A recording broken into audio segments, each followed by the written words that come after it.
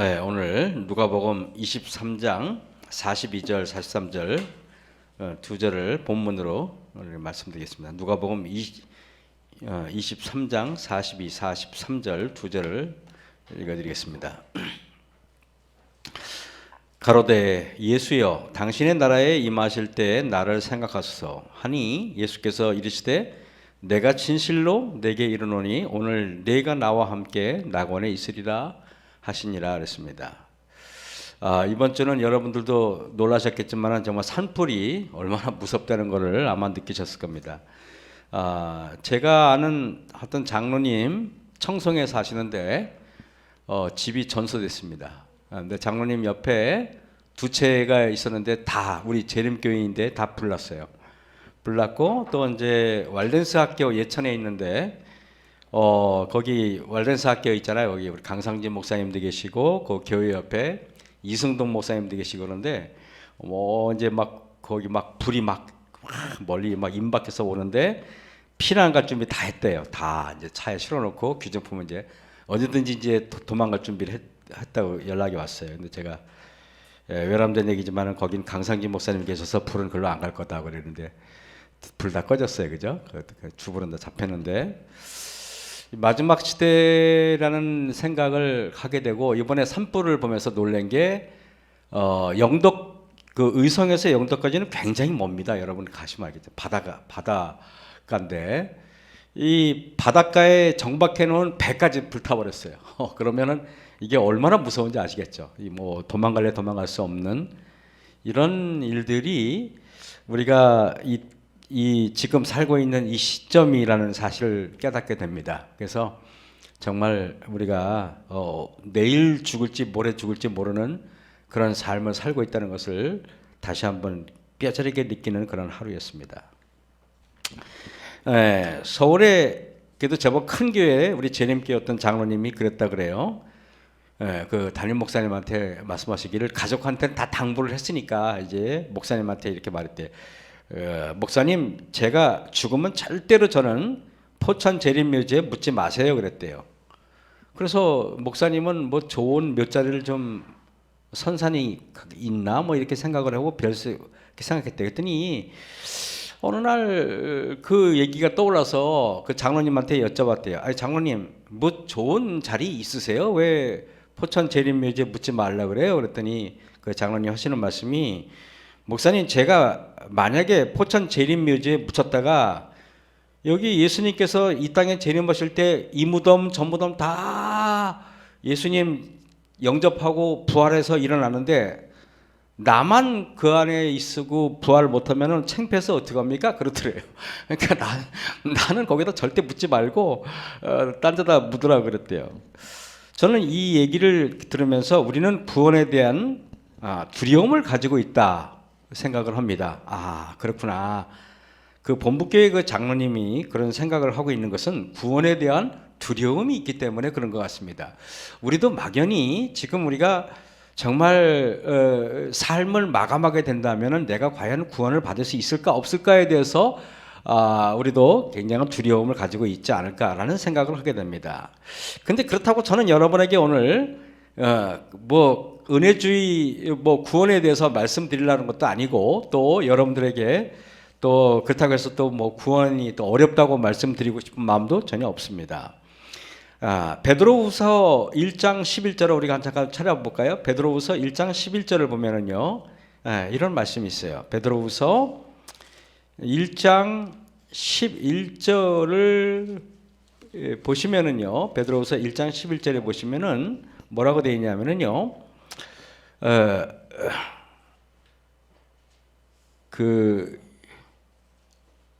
베드로후서 1장 11절에 보면은 이같이 하면 우리 주 곧 구주 예수 그리스도의 영원한 나라에 들어감을 넉넉히 너희에게 주시리라 했습니다.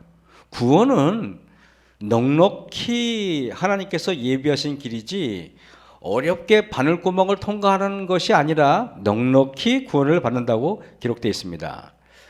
에베소서 2장 8절에도 한번 또 성경을 찾은 김에 또 한번 찾아보겠습니다. 에베소서 2장 8절 9절 두 절을 한번 찾아서 읽어드리겠습니다. 에베소서 2장 8절 9절입니다. 너희가 그 은혜를 인하여 믿음으로 말미암아 구원을 얻었나니 이것이 너희에게서 난 것이 아니요 하나님의 선물이라. 행위에서 난 것이 아니니 이는 누구든지 자랑치 못하게 함이니라 그랬습니다. 저는 목회를 하면서요, 이 은혜로 구원을 받는다는 말씀에 대해서 사실은 깊은 공감을 부족하게 했던 사람 같아요. 근데 제가 요즘에 느끼는 게 뭐냐면은, 구원은 은혜로 받는 게 맞다라는 생각을 깊이 있게 느껴요. 제가 늘 그런 얘기를 하잖아요. 우리가 가만히 성경을 읽다 생각을 해보니까 우리가 아무리 깨끗하게 먹고 아무리 정결한 생각을 하고 아무리 죄를 안 지으려고 그래도 타락한 적이 한 번도 없는 천사들보다 우리가 더 깨끗하게 먹을 수 없고요, 더 깨끗하게 행동할 수 없어요. 여러분 맞아요, 안 맞아요? 우리는 이미 죄로 인하여 머릿속이 망가진 사람이기 때문에 생각만 했다 하면 악하고요, 생각만 했다 하면 굉장히 부정하고요, 굉장히 거룩하지 못합니다. 그런데 더 놀라운 것은 그렇게 완전하고 깨끗하게 먹고 거룩했던 천사들이 타락하고 죄를 짓고 예수님을 배반하는 것을 봤어요. 그러면서 예언의 신에 뭐라 그러냐면은, 완전이란 이와 같다. 우리가 아무리 노력해도 천사들처럼 완벽한 상태에 이를 수 없는데 그 완벽한 상태에 이른 천사들이 타락한 것이라면은 우리의 구원은 그리스도의 십자가로 말미암는 구원이 아니면 우리는 절대 구원이 아니구나라는 것을 깨달았어요. 그래서 여러분, 구원은 그리스도의 은혜입니다. 십자가의 은혜. 십자가의 그 은혜를 경험하지 못하면 우리는 절대 구원받을 수 없다는 생각을 해요. 제가 그 이효령 교수님의 딸 이민아 목사님 여러분 아실 겁니다. 2012년도에 돌아가셨죠. 이민아 목사님의 설교를 우연히 며칠 전에 그 유튜브를 들었어요. 그분은 우리 재림교인도 아니고 일반 개신교인이신데요. 이민아 목사님이 1959년에 태어나셨더라고요. 제가 그분의 양력을 조사해 봤더니요. 그리고 1981년도인가요? 81년도인가요? 김한기 씨와 결혼해가지고 미국에 갑니다. 미국에 가셔가지고 거기서 캘리포니아 대학교에서 뭐 로스쿨을 밟아가지고 미국에서 검사까지 이르러요. 미국에서 검사 되는 거 쉽지 않아요, 여러분. 굉장히 머리가 천재형이죠, 이분이. 그래가지고 몇 년 만에 부장검사까지 이르러요. 그러다가 우연히 이분이 우리 주님의 예수님을 영접하고 그런 거 다 변호사하고 검사하고 다 포기하고 주님을 이렇게 전해요. 제가 근데 그분의 설교를 들으면서 깜짝 놀랐어요. 설교가 얼마나 분명하고 설득력 있고 얼마나 진솔하고 그러면서 제가 너무 놀래가지고 그 설교를 지금 한 7, 8편은 다 그냥 후딱 다 들었을 겁니다. 얼마나 설교가 은혜스러운지. 그러면서 그분이 하는 말씀이 정말 우리가 구원받는 것이 얼마나 복되고, 그러면서 또 그렇다고 해서 구원을 싸구려처럼 말씀도 하지 않았어요. 그분의 아버님이 이효령 교수잖아요. 이화여대 교수님이신데 그 아버님이 그 딸내미의 간곡한 부탁을 받고 그 전까지는 아주 철저하게 하나님을 불신한 그런 불신자였어요. 그런데 이 이효령 교수가 어느 날 자기 딸이 암에 걸렸다는 얘기를 듣고, 자기 딸이 미국에 있었으니까 옆에서 못 돌봤겠죠. 그런데 이 딸이 보니까 내가 돌보지 않았는데도 평화스럽더래요. 그러면서 딸이 그러더래요. 아버지, 저는 하나님 아버지께서 저를 지켜줬다 그래요. 그 말이 너무 아파가지고 세상의 아버지로서 내 딸을 내가 못 돌봤는데, 내가 못 돌봤을 때 하나님 아버지가 자기 딸을 돌보고 있더래요. 그래가지고 내 딸을 돌봐주는 하나님을 믿기로 결심하고, 그래서 우리 하나님의 신자가 됐다고요. 저는 가끔 들으면서, 제가 재림교회 목사지만은 우리 재림교회 목사들은 저를 포함해서요, 너무 예언의 신이 있다 보니까 너무 이지적으로 전하고 너무 설교를 너무 논리적으로 하고 지식적으로 전하다 보니까 소울이 없고 감정이 없는 게 아닌가, 나에게는 그리스도의 피가 없는 게 아닌가, 그리스도의 감동이 없는 게 아닌가, 그런 생각을 제가 했어요. 그러면서 왜 내 설교는 왜 감동이 없지? 그러면서 저는 여러분, 내가 구원을 정말 경험하지 못한 사람이 아닌가? 내가 정말 예수님의 사랑을 들어서 깊이 누리지 못하는 그런 사람이 아닌가라는 생각을 이번 주 내내 생각을 했습니다. 우리의 높은 부르심 118쪽에 이런 말이 있어요. 구원은 믿는 자에게 거저 주시는 하나님의 선물이며 오직 그리스도 때문에 그에게 주어지는 것이다. 여러분, 구원은 믿는 자에게 거저 주시는 하나님의 선물이래요. 오직 그리스도 때문에 그에게 주어지는 것이다. 구원이요, 그리스도 때문에 주어지기 때문에 여러분들 그리스도가 가슴에 절절하게 느껴지지 않으면 우리가 믿는 건 잘못 믿는 거예요. 저는 여기 빌립보서 2장 12절에 그러므로 나의 사랑하는 자들아 너희가 나 있을 때뿐만 아니라 더욱 지금 나 없을 때에도 항상 복종하여 두렵고 떨림으로 너희 구원을 이루라. 여기서 두렵고 떨림으로 구원을 이루라는 그 헬라어 단어 카테르 가조마이라는 단어인데요. 카테르 가조마이가 무슨 뜻이냐? 이루라는 뜻이 뭔 뜻이냐? 완성하라, 성취하라, 해내라는 뜻이래요. 구원은 전적인 하나님의 선물인가 동시에 우리가 완성해야 되고 쟁취해야 되고 해내라는 거죠. 근데 이 말씀이 뭔 뜻인가 했더니 사도행적 482쪽에 이건 중요한 겁니다. 사도행적 482쪽에 구원을 얻는 일은 일종의 협력이요 연합활동이다 그랬어요.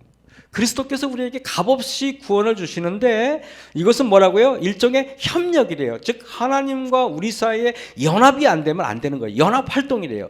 하나님과 회개한 죄인 사이에 협력이 있어야 한다 그랬습니다. 그 내 편에서의 협력이 무엇일까? 제가 2주 전에 설교할 때 그런 여러분에게 말씀을 드렸던 기억이 나는데요. 하나님의 은혜, 하나님의 사랑과 은혜는 무한대인데 우리의 믿음이 겨자씨만한 믿음이라도 있어야 된대요. 그래서 무한대 곱하기 겨자씨만한 믿음이 숫자로 표현하면 뭐라고 말할까요? 0.00001이라도 있으면은 곱해보면 그것이 무한대가 되는데요. 근데 하나님의 은혜와 사랑이 무한대인데 우리의 믿음이 0이면은 0으로 끝난다라 이겁니다.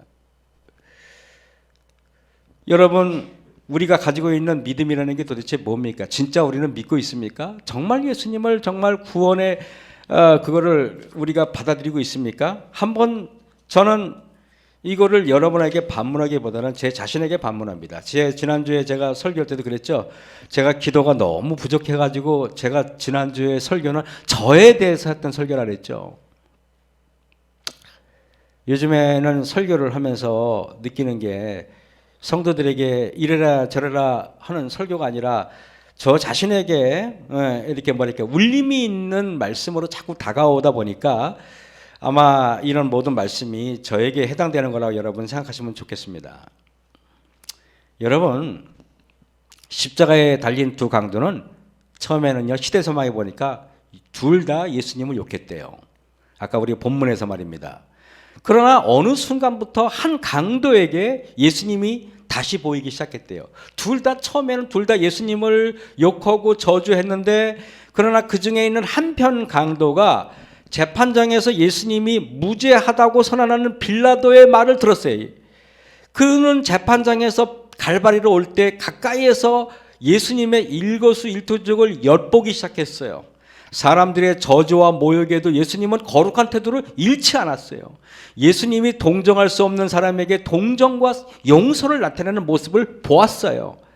그러면서 소문으로 들었던 그분, 병자를 어떻게 고쳤는지, 어떻게 죄인을 용서하셨는지에 대해서 떠올리기 시작했어요. 그리고 그는 자기도 모르게 그 예수님을 바라보면서 자기도 모르게 충만한 가운데 구원받고 싶어서가 아니라 충만한 가운데 예수님 보면서 그분의 어떤 거룩함을 자기 옷 입고 싶었던 거예요. 그래서 당신의 나라에 임하실 때 나를 생각하소서 라고 고백했던 것입니다. 여러분, 시대서망 750쪽에 성령께서 그의 마음을 비추셔서 여러분, 성령께서 여러분의 마음을 인도하시도록 계속적으로 놀랍게 우리가 예수님의 십자가에 무너지잖아요. 그러면 그 다음부터는요 내가 무너지고 내 자아가 무너지면은 성령께서 나를 붙들고 나를 인도하신다는 겁니다. 상처를 입고 조롱당하며 십자가에 달리신 예수님에게서 그는 세상 죄를 지고 가는 하나님의 어린 양을 발견한다. 우리는 성경을 보잖아요. 성경을 읽고 요한복음을 읽고 누가복음을 읽고 마태복음을 읽으면은 예수님께서 십자가를 지고 그리고 세상 죄를 지고 가는 그분들이 느껴져야 돼요. 그거 안 느껴진다면 우리는 문제가 있는 겁니다. 프랑스의 실존주의 철학자였던 장폴 사르트가 이런 말을 했대요. 장폴 사르트가 뭐라고 말했냐면 인생은 벌써 태어나는 것부터 죽음 사이에 선택이다 그랬어요. 다시 즉 말하면 인생은 여러분 일생에서 선택이다 그랬어요. 이 사르트르는 1964년 노벨 문학상 수상자로 결정되었지만은 수상을 거부했어요. 나 그거 받을 자격 없는 사람이에요 라고 말하고 수상을 지목받았지만은 수상을 받지 않았어요. 여러분 어떻게 생각하십니까? 인생은 정말 선택 맞습니까? 인생은요 출생과 죽음 사이, 즉 우리 일생의 선택에 달려 있어요. 내가 어느 가정에서 태어나는 것, 내가 어느 나라에서 태어나는 것 내가 선택할 수 없죠. 누구는 뭐 아프리카에서 태어나고 싶어서 아프리카 태어났겠습니까? 그러나 학교를 선택하고 배우자를 선택하고 직업을 선택하고 종교를 선택하는 것은 내가 하는 거예요.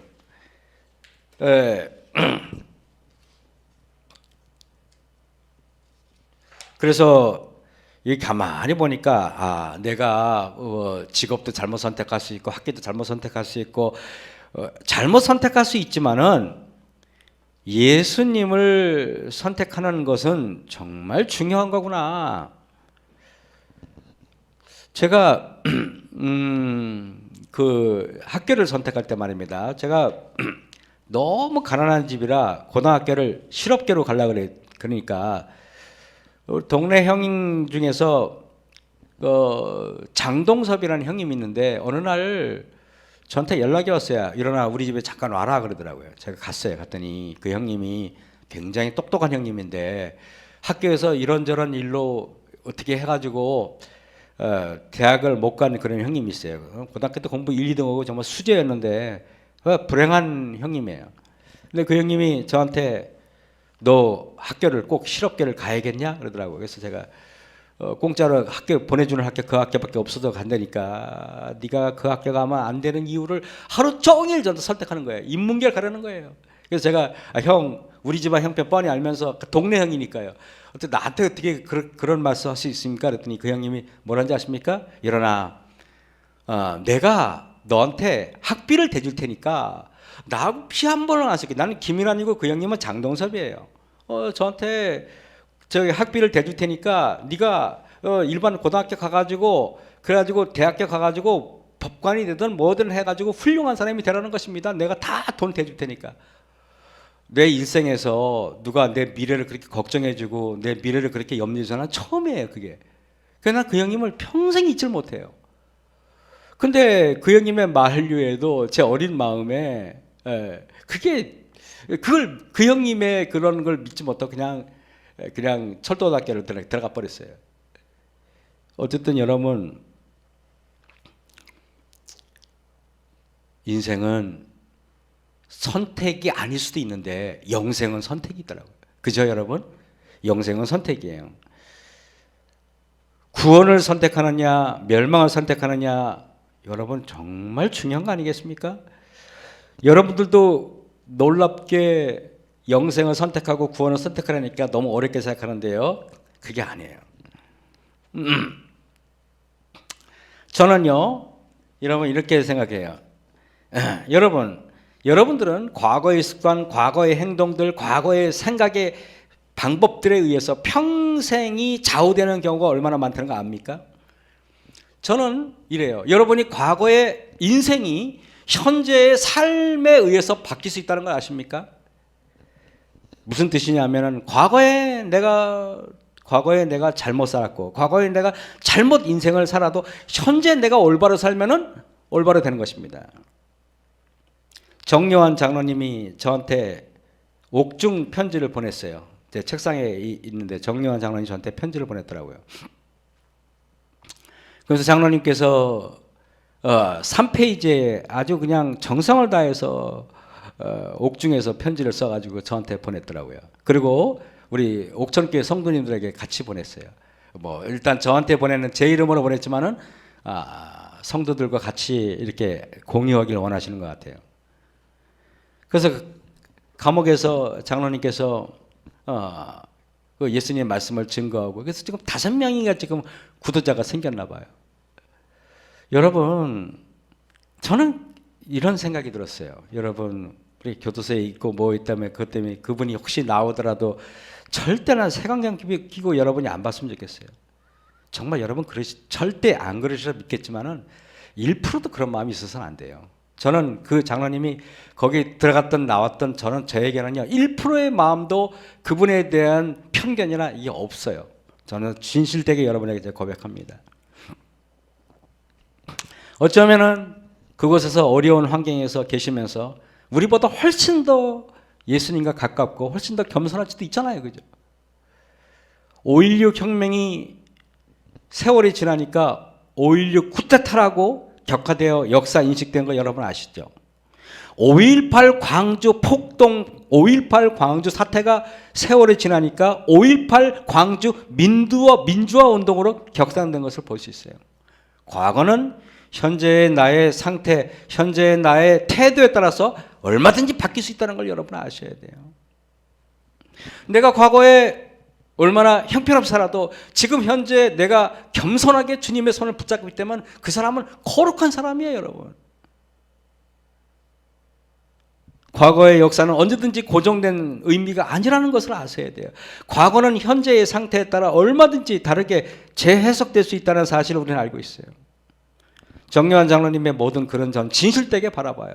그분께서 글을 쓰신 모든 이야기들, 그분께서 말씀하신 모든 이야기들은 정말 그분께서 예수님을 거기서 깨닫고 기도하시는구나, 그분께서 주님의 손을 붙잡고 있구나 라는 것을 제가 느꼈어요. 얼마나 감사한지 몰라요. 오늘 내가 믿음으로 산다면 나의 불신의 과거는 아름답게 다시 변할 수 있다는 사실을 알아야 돼요. 과거에 스데반을 처형한 여러분 사도 바울 보세요. 여러분 기독교인들을 죽이고 기독교인들을 고문하고 못된 짓을 다 했지만은, 그러나 사도 바울을 살인자로 보는 사람 아무도 없잖아요. 왜? 그가 지금은 하나님의 사도이기 때문에 그런 거예요. 다윗이 과거는 살인자와 간음자로 사람들에게 회자되는 것이 부끄러운 자였지만은, 그러나 다윗을 지금 그렇게 보는 사람 없고요. 하늘나라에 가면은 가장 존귀한 자리에 있을 것입니다. 과거의 모습이 불신자였습니까? 늘 불평이나 해야 되고 사람들에게 참으로 부정적인 시각으로 남아있는 분들이셨습니까? 그럼 걱정하지 마십시오. 지금 우리가 주님을 영접함으로 인해서 지금 내가 거룩이라는 주님의 말씀을 선택하고 그분처럼 살면은 우리는 그 모든 과거가 아름답게 다 회복되는 것입니다. 저는 이것이 복음이라고 생각해요. 시대소망 751쪽에 회개한 강도에게는 하나님께 간합된 완전한 평화가 이르러 왔다 그랬어요. 회개한 강도에게는 하나님께 간합된 완전한 평화. 이게 도대체 무슨 말인가를 제가 계속 설명을 드리겠습니다. 굴욕을 당하시던 그리스도께서 영광을 받으셨다. 여러분, 놀랍게 갈바리 언덕에서요, 예수님께 가장 큰 위로가 된 사람은요, 밑에서 울고 있는 마리아도 아니고요, 그리고 사도 요한이 옆에서 울고 있는 사도 요한도 아니었고요, 예수님께서 가장 위로를 받은 것은 바로 옆에서 십자가에 달려 같이 생사를 넘나드는 고통을 당하고 있었던 바로 그런 회개한 강도라는 사실 여러분 아십니까? 온 하늘이 그의 입술을 주목했고, 예수님께서 그 죽어가면서 예수님을 시인하고 예수님을 영접한 그 사람 때문에 우리 예수님은 더할 수 없는 위로를 받은 겁니다. 얼마나 큰 위로를 받았겠습니까? 여러분, 마태복음 1장 21절에 아들을 낳으리니 이름을 예수라 하라. 이는 그가 자기 백성을 저희 죄에서 구원할 자이심이라 하니라 그랬습니다. 예수님의 이름의 뜻은 여러분 구원자입니다. 구원자는 예수님이에요. 예수님의 목적은 하나예요. 구원에 있었어요. 구원. 이 안에는 참 많은 것이 포함되어 있어요. 굳이 나누자면 크게 두 가지로 제가 여러 번 말하면 구원이란 두 종류로 나눌 수 있는데 하나는 내세적 구원과 하나는 현세적 구원이라고 볼 수 있습니다. 여러분, 내세적 구원과 현세적 구원이 도대체 무엇인가를 말씀을 드리겠습니다. 마지막 날 사건들 295쪽에 이런 말이 있어요. 그대가 하늘에서 성도가 되고자 하면 그대는 먼저 지상에서 성도가 되어야 한다 그랬어요. 그대가 하늘에서 성도가 되고자 하면 뭐라고요? 지상에서 성도가 되고자 해야 한다 그랬습니다.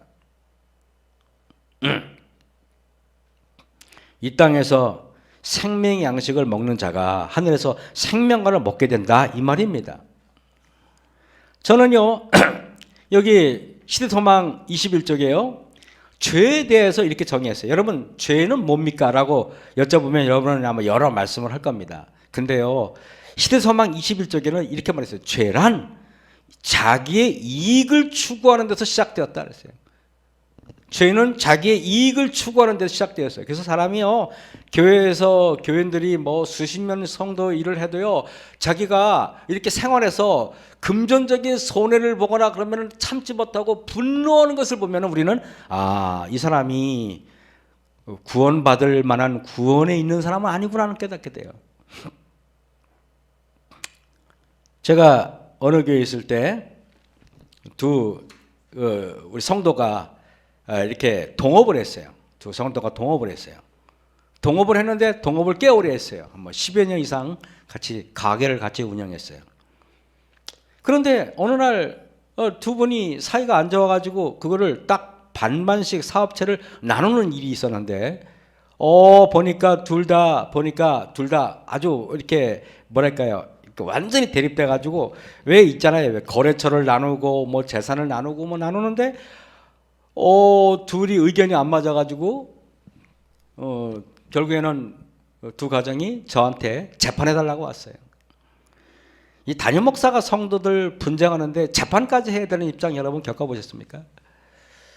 그래서 제가 얘기를 들어봤어요. A라는 사람과 얘기를 들어봤더니 이 보니까 욕심꾸러기야. 이 보니까 딱 봐도 한눈에 봐도 욕심꾸러기야. 이 사람은 그래도 굉장히 양보를 하는데 이 사람은 굉장히 못됐어요. 그러니까 A라는 사람은 못된 사람은 그러니까 쉽게 말하면 그냥 말하면 90%를 다 먹겠다는 거예요. 10%만 가져가라 이거예요. 그래가지고 그랬더니 이 90%를 다 먹겠다는 사람은 자기가 옳다는 거예요. 그래서 제가 듣고 이렇게 마음속에 뭐라 그러냐면 이랬어요. 그래요. 그러면은 어떻게 나눠도 상관이 없겠네요. 그렇다면 그랬어요. 그러면은 90% 다 먹겠다는 사람한테 그러면 그랬어요. 그러면은 조건을 바꿔라 그랬어요. 다시 말하면 네가 옳다 그러면 네가 선택한 거를 이분한테 주고 이분이 선택한 걸 네가 해라 그랬더니 그랬더니 90% 다 먹겠다는 얼굴이 하얘져 가지고 그건 안 됩니다 그러더라고. 그 말은 네가 욕심꾸러기라는 말이야 그랬어요. 만약에 여기서 내가 말하는 것을 이렇게 합리적으로 내가 판단해 주는 것을 안 하면은 노동청에 가가지고 법대로 하자 그랬어요. 내가 법대로 해가지고 그냥 그랬더니 그 다음날 와가지고 목사님 죄송합니다. 제가 양보하겠습니다. 양보가 아니죠. 다시는 내 앞에서 그런 얘기하지 말아 그랬어요. 그래가지고 제가 아직 딱 해결돼가지고 우리 집에 있어요. 그 공증에 3명이 저 A, B, 저 똑같이 설 만들고 내가 도장 찍고 또 인감 도장 3개 찍어가지고 해가지고 다음에 또 다른 말을 하면 꼼짝 못하게 내가 법적으로 해가지고 혼을 내줄 테니까 그런 줄 알라 그랬어요. 그래가지고 제가 그런 짓도 한번 해본 적이 있어요. 제가 참 목회하면서 참 별짓 다 해봤어요. 여러분 성공적인 교회를 위한 숙고 56 나는 노골적으로 영적인 스타의 지위에 오르려고는 노력하지는 않았지만 잠재적으로는 성공하고자 하는 무의식적인 욕구가 내 모든 사역의 은밀한 동기가 되었다. 그것은 나에게 완벽한 정당한 것처럼 보였다. 수년 동안 나의 사역의 노력은 미묘하게 나 자신의 개인적인 성공에 의해 운전되고 있었다. 그러나 나는 항상 천국의 언어로 그러한 의도를 위장했고 나와 함께 사역한 대부분의 사역자들이 비슷한 성공관을 가지고 있었다. 이게 17년 동안 침례 교단의 지역교회에서 은퇴한 어느 목사님의 고백이 제가 읽어드린 겁니다. 여러분, 목회자가요, 목회자로서 성공을 꿈꾸는 목사라면 그 사람은 그리스도의 제자가 아니에요.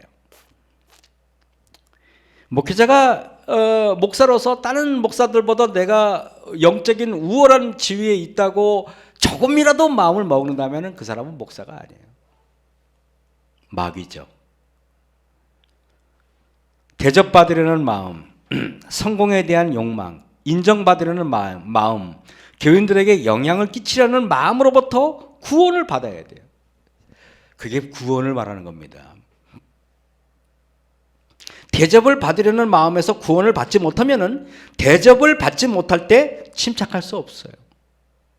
여러분이 구원 받았는지 안 받았는지 이게 바로 현세적인 구원을 제가 말하는 겁니다. 성공에 대한 욕망에서 구원을 받지 못하면은 실패했을 때 좌절감과 상실감에 압도당한 것을 여러분 막을 수가 없어요. 여러분, 우리가 재림교 개신교회 이재철 목사님은 주님의 교회 개척 초기 약속들을 이렇게 말했어요. 처음에 어떤 교회 부임해서 여러분 저는 10년만 이 교회에 있다가 떠날 것입니다. 저는 그랬어요. 그리고 10년 딱 되고 나서 자기가 일고는 몇천 명 되는 교회를 아무 대가 없이 아무 돈도 받지 않고 그냥 조용히 물러나서 떠나버렸어요. 목회자는 교회로부터 어떤 이득을 편취하려고 해도 안 돼요. 교인들이 주는 과도한 사랑과 과도한 정성도 받으면 안 되는 것입니다. 저는 이게 왜 이러냐면요, 내가 교인들로부터 인정을 받고 교인들로부터 어떤 대가를 바라는 마음이 0.1%도 있다면은 저는 목사가 아니에요. 이재철 목사님의 100주년 기념교회 담임 목사, 수천 명의 교인을 거느리고 있는 이 목사님이 2013년 1월 달에 자기 장남이 결혼했어요. 근데 성도가 8,000명에 달하는데 내가 만약에 우리 아들이 결혼합니다 라고 말하면 성도가 가만히 있겠냐 말이에요. 그러면 교회에 오면은 그 축의금도 드릴 거 아닙니까? 개신교인들은 또 알잖아요, 여러분. 유난스러운 거. 그래서 그냥 몰래 아무도 모르게 결혼식을 했는데 하객들이 거의 아무도 없었어요. 거의. 이게 여러분, 이게 우리가 배워야 될 점이 아니겠습니까? 마치 사람들 많이 오면 그것이 자랑이고 그것이 업적이고 그것이 자기의 목회의 어떤 무용담처럼 여겨져서는 되겠습니까? 이재철 목사의 자기점검 수칙에는 이런 말이 있어요. 그 여러 가지가 있지만은 목사의 주요 역할은 교인들이 주님의 은혜를 입게끔 은혜의 통로가 되는 것이다. 그것이 가능하기 위해서는 목사 자신이 누구보다 성결해야 한다. 목사는 자신이 목회하는 교회 모든 교인의 목사여야 한다. 그것이 가능하려면 모든 교인들에게 똑같은 원칙을 적용해야 한다. 어떤 경우에도 자신을 위한 파벌을 만들어서는 안 된다. 목사의 자산은 결코 예금 통장이 아니다. 목사의 자산은 무엇이든지 주님께서 주신 것을 교인들과 더불어 나누는 공동체이다. 그래서 저는 교회에 이렇게 헌금을 우리 재림교인들은 철저한 규칙이 돼 있지만은 규칙이 돼 있지 않아도 저는 교회 재정에 대한 문제는 일체 관여하지 않습니다. 일체 훈수도 두지 않고 재정에 관해서는 여기 재무 보신 분은 알겠지만 한 번도 나는 과도하게 어떻게 요구해 본 적이 없죠, 그죠? 인정은 안 하시는 것 같은데. 저는 평생 수십억이 교회에 있어도 그것을 내 돈이라고 1%도 생각해 본 적이 없어요. 나는 그게 내 돈 아니라 생각해요. 재물에 대한 탐심, 타락에 대한 유혹, 비교의식, 우월감, 열등감, 부절제, 성공에 대한 유혹, 대접받으려는 마음으로부터 구원을 받아야지. 그게 정말 구원을 말하는 것입니다. 그런 구원을 말하는 거예요. 구원이라는 게 무엇입니까? 대접받으려는 마음에서 구원받으십시오. 불평하는 마음에서 구원받으셔야 돼요. 그리고요, 여러분, 남을 판단하는 마음에서 구원을 받아야 되고요, 욕심에서 구원을 받으셔야 되는 거예요. 그게 구원인 것입니다. 그걸 우리는 현세적인 구원이다 이렇게 말하는 것입니다.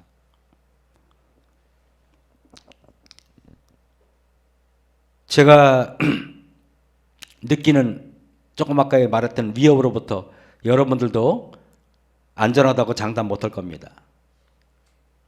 교회에서 인정받으려는 마음은 저만 가지고 있습니까? 성도들도 그런 마음 가질 수 있어요. 비교의식, 우월감, 부절제, 성공에 대한 유혹.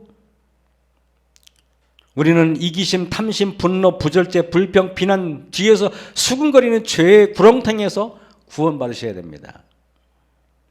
구원받은 사람들은요, 욕을 먹을 때 그 구원받았는지 안 받았냐면 침착합니다. 분노하지 않습니다. 그리고 사람들의 무시와 사람들의 주는 상처에 아파하지 않습니다. 왜?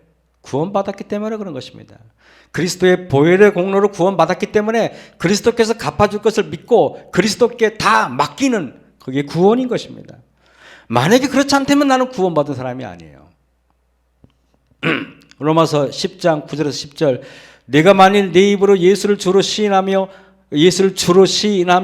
하나님께서 그를 죽은 자 가운데 살리신 것을 내 마음에 믿으면 구원을 얻으리니 사람이 마음으로 믿어 의에 이르고 입으로 시인하여 구원에 이르니라. 첫 번째 뭐라고요? 마음으로 믿어야 하고, 두 번째는 입으로 시인해야 된대요.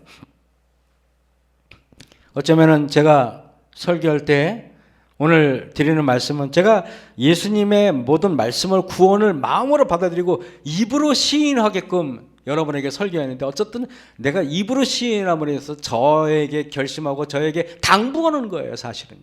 그래서 아까 제가 설교 서두에 그랬잖아요. 여러분에게 드리는 말, 여러분 뭐 그렇게 하라는 게 아니라 저한테 하는 설교라 그랬잖아요. 그죠? 왜 우리는 입으로 시인하는데 실패합니까? 그것은 마음 깊숙한 곳에 예수님이 계시지 않기 때문이에요. 불나는 걸 보니까 세상이 어떻게 될 것이 눈에 훤히 보이고, 그러면서 그런 생각이 들었어요. 이 땅이 성경에서 예언한 대로 이 지구 역사는 7,000년에 다 끝나잖아요. 그래 안 그래요? 이제 6,000년이 다 돼가요. 1,000년은 우리가 천년기 동안에 있을 거고, 이 세상이 이제 끝나가고 있어요. 여러분, 아담과 하와가 죄를 짓고 나서 이미 지구는 망가졌기 때문에 지구는 영원히 존속되는 게 아니라, 뭐 이산화탄소를 배출하지 않고, 뭐 인간이 아무도 안 살고 이 0.1%의 오염 물질을 내보내지 않아도 지구는 그냥 가만히 있어도 망하게 돼 있어요. 왜? 이 땅은 죄로 인하여 이미 망가진 상태에 있기 때문에 지구 지축이 23.5도 기울었잖아요. 불완전한 상태라는 것을 말하는 것입니다. 그래서 여러분, 이 지구는 어차피 망하게 돼 있어요. 어차피 망할 거니까 그냥 마음대로 그냥 오염시키자, 그런 말이 아닙니다. 우리는 여러분, 앞으로 이 지구는 망하고요, 이 지구는 하나님께서 이 지구, 온 우주의 교과서로 된 이 지구는 하나님께서 완전히 다 불로 태워가지고 다 해가지고 새하늘과 새 땅을 만들어가지고 온 우주의 수도로 이 지구를 삼을 겁니다. 대한민국 수도를 서울서 세종으로 옮기는데 얼마나 반대가 많습니까? 지금 못 옮기잖아요. 거의 뭐 몇 개 부서만 옮겼죠. 그러나 진짜 중요한 건 다 서울에 있잖아요. 그런데 하나님, 예수님께서는 과감하게 하늘 시온성, 온 우주의 수도를 여러분 저 하늘나라에서 이 지구로 옮긴다니까요.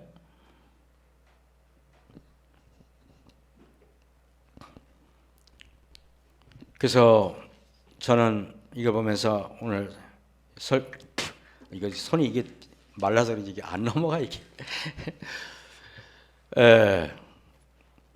여러분, 어쨌든 시간이 많이 갔으니까요. 이제 그래요. 건전지의 최대 관건은 무엇인지 아십니까? 건전지의 최대 관건은 디자인입니까? 아니면 오래 지속되는 것입니까? 오래 지속되는 거예요. 건전지의 디자인이 중요하지 않아요. 왜냐하면 건전지는 늘 보이지 않는 대로 가기 때문에 그렇습니다. 여러분, 근데 오래 지속돼 봤자 결국에는 또 계속 또 충전을 해줘야 됩니다. 여러분, 밥을 잡수시면은 얼마나 오래 갑니까? 한 번 드시면은 이틀이 갑니까? 3일이 갑니까? 그죠? 한 번 식사하면은 3일만 하긴 입맛이 없는 분들은 한 번 식사하면 2, 3일 동안 안 먹어도 괜찮다는 분도 하긴 합니다. 육신의 배터리도 하루에 2번, 3번 충전을 해줘야 제대로 힘을 발휘할 수 있는데 영적인 배터리는 성능이 각각 다르죠. 결심하고 하루가 가는 사람이 있고 이틀이 가는 사람이 있고 심지어 어떤 사람은 결심하고 30분이 못 가는 사람이 있어요. 이 말은 우리가 끊임없이 우리가 예수님께 영적인 충전을 하지 않으면은 우리는 방전돼 버리고 말겠죠. 미국의 실존주의 상담학자 롤로 메이는 다음과 같이 기록했습니다. 자유는 자극과 반응 사이에서 멈추는 데 있다. 멈추는 곳에서 선택이 일어난다. 이 어려운 말이에요. 저는 이 철학자들은 말이 어려워요. 다시 말할게요. 이게 뭔 뜻인가 한번 캐치해 보세요. 자유는 자극과 반응 사이에서 멈추는 데 있다. 멈추는 곳에서 선택이 일어난다. 뭔 말인지 알겠습니까? 어렵죠, 그죠? 어려워요. 자로님은 인문학을 전공한 분이 아니니까 어렵죠. 이 말이 그럼 이렇게 하면 어떤가 보겠습니다. 끊기 힘든 중독의 습관이 욕망을 자극할 때, 그리고 모욕을 당해 도저히 참을 수 없을 때 멈추면은 그 다음부터 내가 선택할 수 있어요. 계속 화를 낼 것인가 말 것인가. 무슨 말인지 알겠습니까? 다시 말하면은요, 자유는 내가 멈춰야만 선택할 수 있어요. 자유는 자유라는 건 뭐냐면 내가 할 수도 있고 안 할 수도 있는 걸 자유라 그래요. 그렇지 않습니까? 북한에 자유가 없다는 말은 내가 선택할 수 있는 자유가 없기 때문에 자유가 없다는 거예요. 가령 예를 들면은 자신의 육적 욕망이 강요하는 죄를 선택하지 말고 예수님에게 도와달라고 외칠 수 있는 건 뭐라고요? 일단은 멈춰야 된다는 것입니다. 누가 나한테 분노해가지고 화가 났어요. 너무 분노가 막 치솟아요. 그 분노가 치솟는 것을 멈춰야만 여러분들은 예수님을 선택할 수 있든지 계속 분노하든지 둘 중에 하나를 한다, 이 말이에요. 무슨 뜻인지 알겠습니까? 멈추지 않으면은 나의 신앙은 자유가 없는 거예요. 그리스도로부터. 그래서 여러분 진리가 너희를 자유케 하리라 했죠. 진리가 내 안에서 역사하기 위해서는 나는 일단 내 마음에 일어난 충동을 무조건 멈추는 그 시간을 갖지 않으면 절대 우리는 변화될 수 없다는 걸 여러분 아십니까? 1000년을 신앙해도 아무런 의미가 없어요.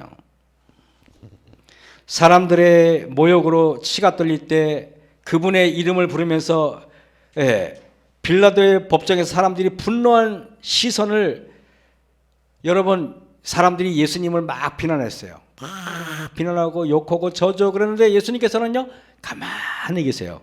뭔지 아십니까? 멈추신 거예요. 멈추고 왜 멈춘지 아십니까?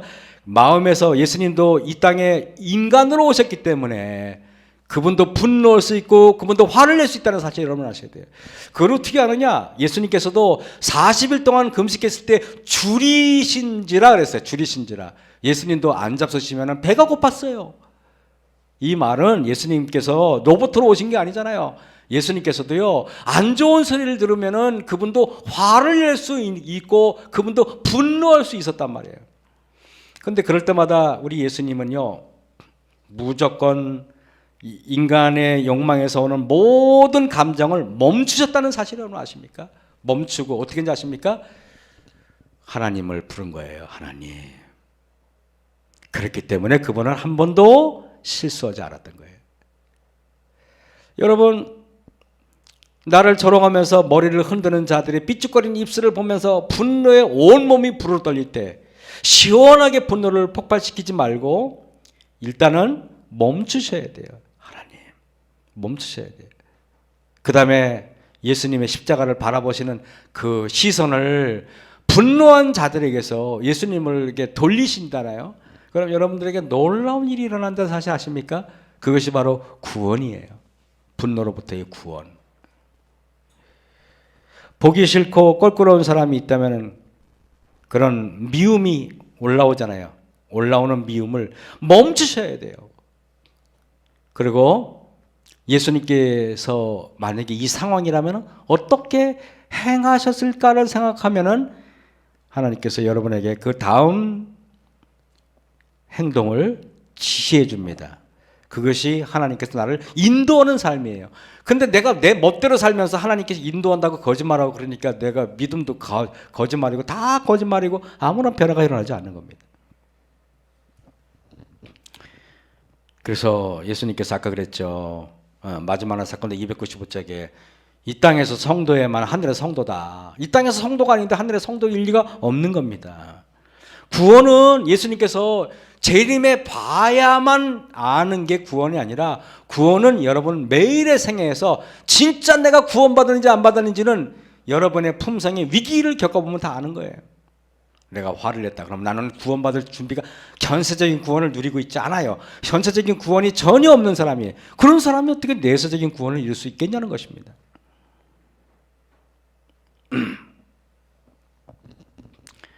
예수님의 이름을 부르기 위해서는 여러분의 마음속에 일어나는 모든 감정의 여러 뇌가 망가진 상태에서 일어나는 모든 감정의 분수를 행해서 여러분 일단은 주님의 이름으로 멈추셔야 돼요. 멈추시고 나서 그러고 나서 예수님의 십자가를 바라보시면 그게 바로 십자가로 구원받는다는 거예요. 그게 바로 믿음으로 말하면 의를 말하는 것입니다. 그래서 오늘 그죠? 아까 그 실존주의 철학자 롤랑 메이 말이 맞죠. 자유라는 것은요 어떤 자극 사이에서 멈추는 데 있어요. 멈추고 나서 그러고 나서 여러분들이 주님을 선택하시면 되는 것입니다. 오늘 어쨌든 오늘 우리가 참 제가 오늘 정려환 장로님의 편지를 읽고 마음속으로 참 감사했어요. 걱정을 했는데 4월 중순에 아마 이렇게 석방이 되시는 것 같아요. 4월 중순에 이제 뭐 얼마 있으면 다행히 그때 오래 계시진 않는 것 같아요. 그래서 혹시 여러분들이 있으면 우리가 또 따뜻하게 그분을 잘 우리 교회 오실지 뭐 다른 교회 가실지 잘 모르겠지만 오신다면은 따뜻하게 받아들여 가지고 형제의 애를 느낄 수 있도록 했으면 참 좋겠다는 생각을 했습니다. 그죠? 왜냐하면 우리는 늘 특정한 감옥에 있든가 아니면 여기 지구 감옥에 있든가 우리는 다 똑같은 재소자들이에요. 그런 생각이 안 들면 우리는 뭔가 처리 안 된 겁니다. 이 지구는요 우주의 감옥이에요. 감옥 아십니까? 죄인들만 있는 곳. 감옥이기 때문에 우리는 자유롭게 하늘나라에 마음대로 왔다 갔다 못해요. 왜? 우리는요 이 감옥에 있어서 그래. 감옥에. 근데요 석방의 날이 다가오고 있어요. 예수님께서 재림하시는 날 우리는 드디어 석방이 됩니다. 드디어. 그때 되면 마음대로 하늘나라에 왔다 갔다 해요. 날개가 달라지고 난 너무 기대가 돼요. 그죠? 여러분도 석방되고 싶죠? 너무 감옥에서 너무 오래 계시잖아요. 그죠? 이게 좀 힘들잖아요. 그죠? 저도 이 감옥 너무 힘들어요. 이 감옥에서 빨리 석방됐으면 좋겠어요. 석방돼서 하늘나라에 가서 우리가 영원히 자유롭게 보니까 초기본 집에 제일 부러웠던 게 보니까 화이트부인이 하늘나라 갔더니 에녹이 별이 달이 7개 뜨는 별에서 만났어요. 어쩐 일이냐 그랬더니 여기 놀러 왔다가 왔대요. 너무 부럽더라고요. 그죠? 가끔 제가 그런 생각했어요. 우리 집에 들고양이 있잖아요. 도둑고양이들. 고양이 있는데 그분들은요 기껏 여행을 해봤자 우리 집에서 길 건너가지고 산에 갔다가 오는 게 걔네들 유일한 여행이에요. 근데요 김영수 사님은 여행하면은 저기 거제도도 가고 그렇잖아요. 그죠? 또 우리 여러분들 뭐 또 장로님 또 뭐 일본도 가시고 뭐 하와이도 가시고 그죠? 그거 갖고 좋을 게 아니에요. 겨우 그래봤자 고양이가 바로 길 건너가지고 바로 산에 갈 정도밖에 안 돼요. 에녹이나 이런 거 비하면 그 우리가 뭐 하와이 가봤자 뭐 얼마나 갑니까? 거기서 가보니까 거기도 뭐 별로 뭐 거지같이 그렇더라고요. 보니까 다 거기서 거기야 보니까. 왜냐하면 제가 하와이 가고 느낀 게 뭐냐면 밤에 다니는데 겁나더라고요, 장로님. 밤에. 그래가지고 그때 열흘 있었잖아요. 하와이 가서 밤에 막 다니는데 혹시 이게 또 흑인들 또 이게 그럴까봐 못 다니겠더라니까 제가. 그러면서 느끼는 게 한국은 차라리 밤에 다닐 때 그런 두려움은 없는데 여기는 두려움이 있더라고요. 그죠? 하늘나라 아무것도 아니 하늘나라 아무것도 아니 미쳤어요. 저게 이 지구 뭐 어디 아무것도 아니에요. 하늘나라 외에는 우리는 정말 그죠? 그래서 여러분들 우리가 석방될 때를 기다려서 우리가 정말 이 지구라는 감옥에서 석방될 때 하나님께서 얼마나 기뻐 받느냐 생각합니다. 아무쪼록 모두가 다 석방돼서 하늘나라 가는 저 여러분 되길 바라면서 말씀 마치겠습니다. 기도하겠습니다. 하늘에 계신 아버지 하나님, 하나님께서 저희를 사랑하시되 끝까지 사랑하신다는 말씀 감사합니다.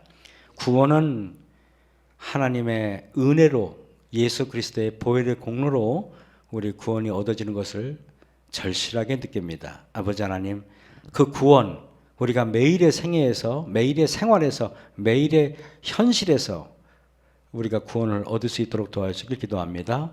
분노하는 것으로부터 구원받게 도와주시옵고, 그리고 불평하는 것에서 구원받게 도와주시옵고, 욕심으로부터 구원받게 도와주셨길 기도합니다.